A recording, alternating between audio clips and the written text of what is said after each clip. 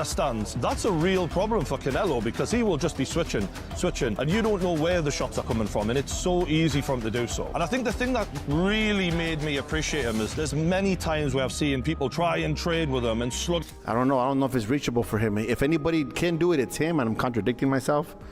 I just don't see it happening, you know? Could it happen? Yeah, it's possible.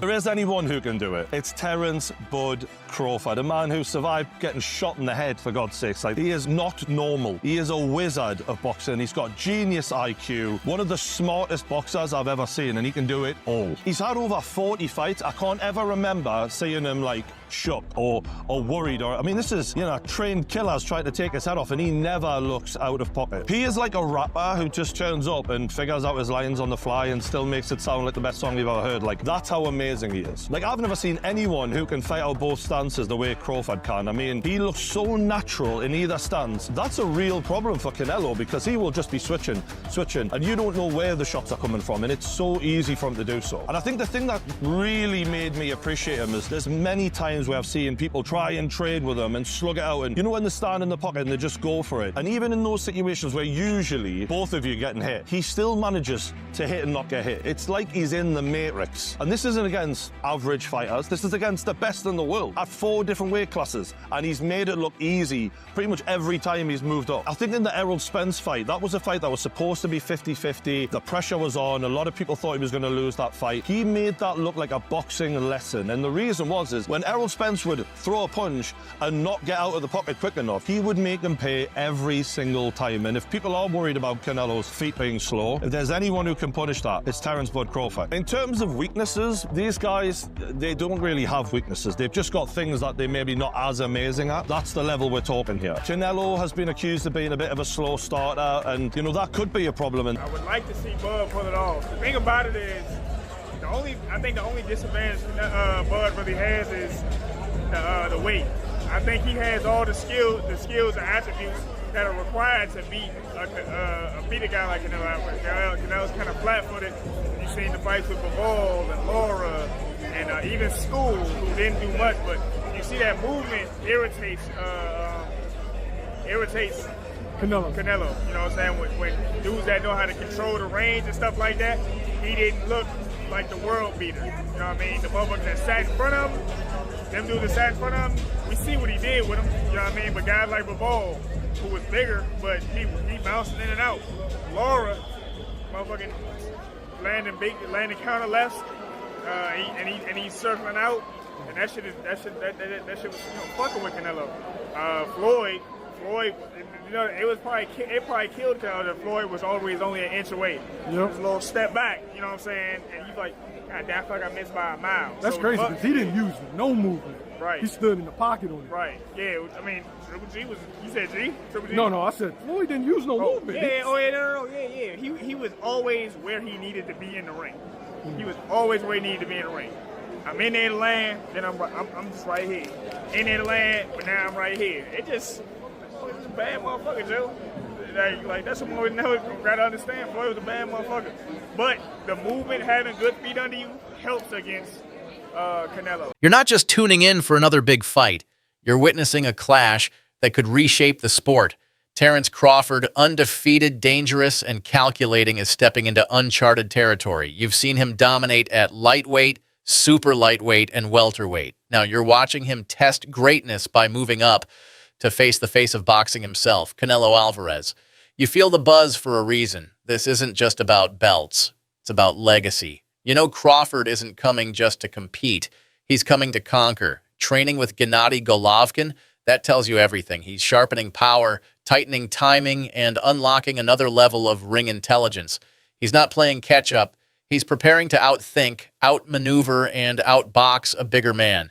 Shredded wheat and amazing. Is this photo photoshopped? Because this photo that Ilya Tapora posted of Terence Bud Crawford is the latest photo we've seen, and he looks just less impressive in this photo. Well, the question is really, when were the photos taken? All right, so when you look at this photo and you look at this photo and look at this video of Terence Crawford with His Excellency Turki Al-Sheikh as Terence Crawford is working out, supposedly just yesterday, right? Which one is Terence Crawford's latest appearance? Because even though this is the latest photo you've seen, doesn't mean this is when the photo was taken. The only reason why people are confused is because this latest photo seems to have been taken in Vegas. And we're approaching fight week and Terence Crawford is already in Vegas. Hence the video with him with His Excellency Turki Al-Sheikh in Vegas. Now, let me explain all of this. Well, first you gotta look at the hairstyles, right? Terence Crawford in this photo from Ilia Topuria, his hairstyle is totally different than this hairstyle here with Terence Crawford shredded wheat. It is also different than his hairstyle that he has here in the gym with His Excellency Turki Al-Sheikh. You can tell because you can tell how the hair braid, like how it's parted in this photo, and in this photo, they're more parted down the middle, where this video, it's slanted, it's in like a diagonal slant, which I'm thinking is his latest. Vegas to see, I think Terence Crawford beats Canelo, and I think that it's going to be his coming out party. I'd love to be there, and Canelo, of course, an all-time great. Yeah, but listen, I love Ireland, and I'm pleased to be in Belfast with the zone for Crocker and Donovan. There's something about an all-Irish fight which is fantastic, and it was great and controversial first time around. It's even bigger now, so yeah, let's chat over there and get on with it. Just a quick one on Canelo Crawford. I heard you pick Crawford. You just said it there. How much of that is down to timing, and how much of that is down to styles? A bit of both. I think Canelo is approaching 70 fights. He's been beaten before. Crawford remains undefeated. I think that the jump up is big, but I think he's got the speed, the IQ, the experience, the know-how to be able to handle it. If he's switched on for every minute of every round, I think he wins, and I think he announces himself to the world on Netflix. And I think he deserves it. I think Terence Crawford's only been really known to the trade fans. Canelo, obviously, you know, a bigger name, bigger star, and look, I fancy Crawford in this fight. Look, nothing against Canelo. Maybe it's a little bit of time in the skull fight. I don't know, but there's plenty that fancy Canelo. Be too big, too strong, too good. It's Crawford for me. So, yeah, there's a big argument that Canelo Alvarez starts the favourite going into this one because he's the super middleweight world champion. Bud Crawford jumping up to two weight divisions, you know, and he's jumped up a weight division before that as well, beating Errol Spence. You just look at it and go, it's a massive ask here for Terence Crawford. But something inside me tells me he wins, and we'll get into that later on. Well, we'll talk about that in a minute. But in the meantime, you know, Canelo, as ever, has left no stone unturned. He's been training at altitude in Sierra Nevada, looking to get the maximum body stamina and preparation advantage. It's something that he's used to. And, of course, he's going to effectively be the home fighter because Tex-Mexers will be up in their numbers from Texas. Also, Hispanic fans from all around the United States.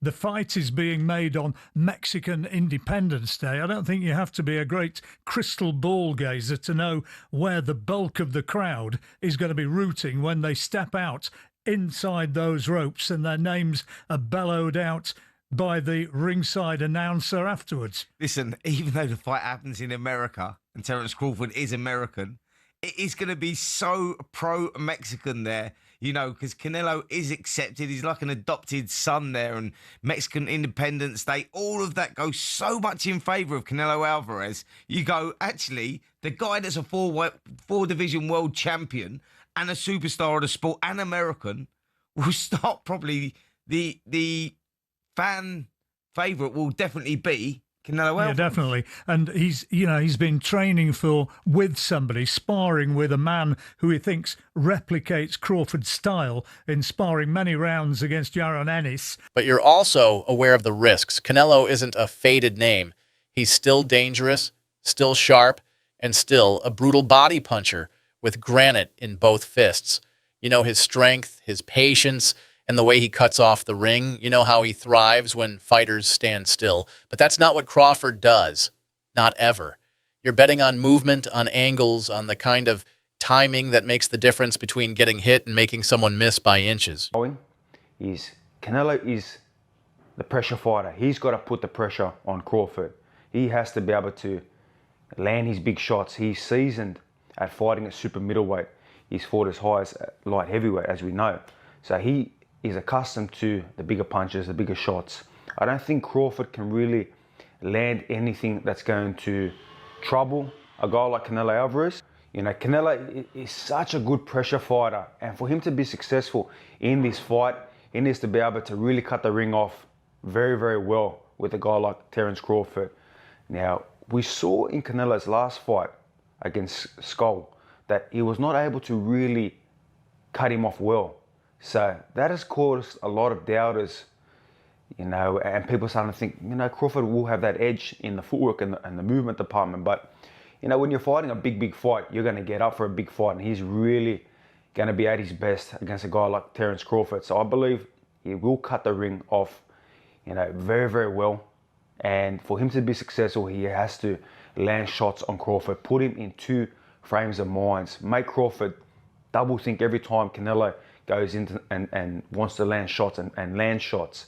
Now, a guy like Crawford is so slick, so dynamic, able to punch you from different angles and, you know, different stances. We see he switches from orthodox to southpaw. He might fight the whole fight in southpaw. So he's so dynamic.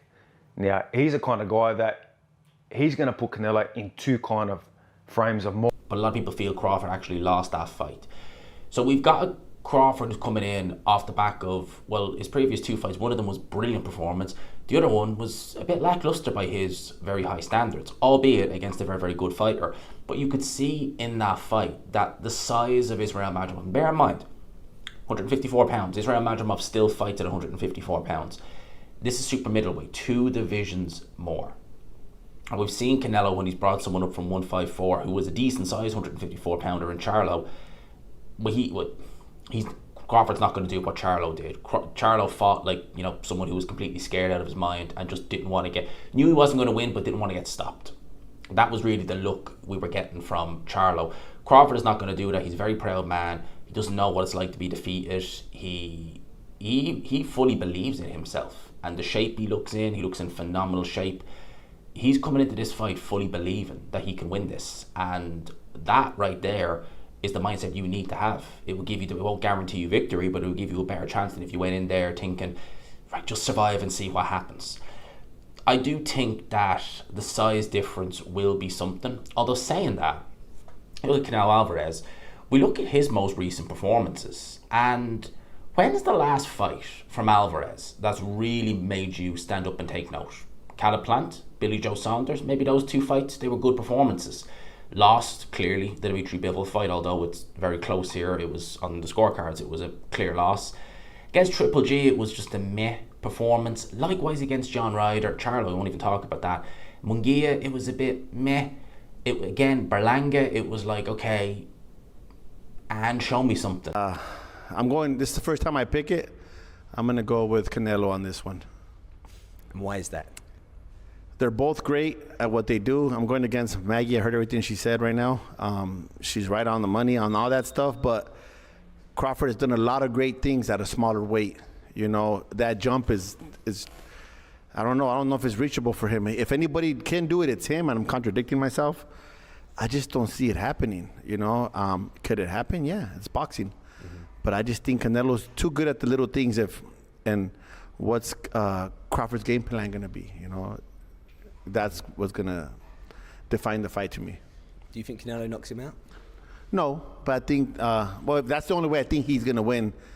I think he wants to make a statement. I was going back and forth about Canelo, like everybody talks about, like, for example, when Berlanga fought Shiraz. Mm-hmm. Did I say it right? Shiraz? Yep. Berlanga was engaging with Shiraz. He wasn't engaging with Canelo much, you know? Same thing with Ryder. He didn't engage with Canelo. Munguia did. And it's like, you fight people different. Crawford's not going to fight him the same way he's fought everybody else. Yeah, he's going to make great adjustments. He's going to do some great things. It's not the same till you get hit by Canelo. Mm-hmm. You know, one time, I remember the first time Ulises Sierra sparred with Canelo, the first time we went to his camp, and he came back after the first round, and I said, what's up, mijo? How hard does he hit? He said, Coach, I can feel his power all the way down to my feet. You know, Crawford thrives in chaos. You've watched him turn close fights into clinics, and yes, you know the size matters. But you also know that skill, when paired with perfect preparation, can make that gap vanish. You believe in timing, not just in punches, but in careers. And right now, you see Crawford rising while Canelo stands at a crossroads. You're not just watching a fight. You're watching the moment where a technician takes on a titan and maybe, just maybe, becomes the legend who beat the legend.